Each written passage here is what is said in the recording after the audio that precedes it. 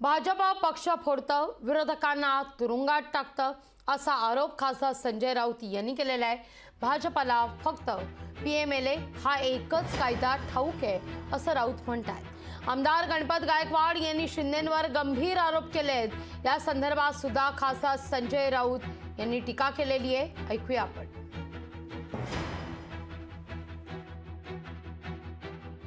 हा कायदा भारतीय जनता पक्षाला माहिती आणि याच कायद्याचा वापर गैरवापर करून ते आपल्या विरोधकांना एक तर तुरुंगात टाकतायत, त्यांचा छळ करतायत, पक्ष फोडतायत, त्यांना नामोहरम करण्याचा प्रयत्न करतायत, त्यांना शरण आणण्याचा प्रयत्न करतायत, पक्षांतर घडवतायत आणि त्यासाठी या पीएमएलए ॲक्टचा वापर केला जातो।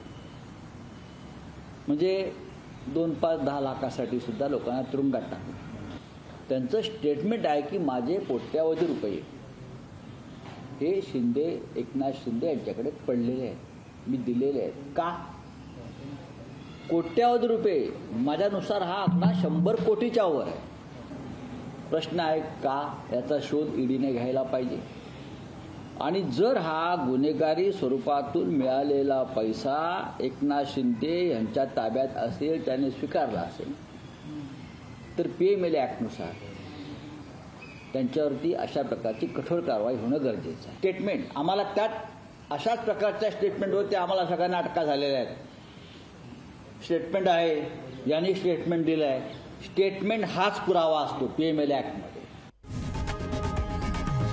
लोकशाही मराठी ऐका, पहा, जागरूक रहा।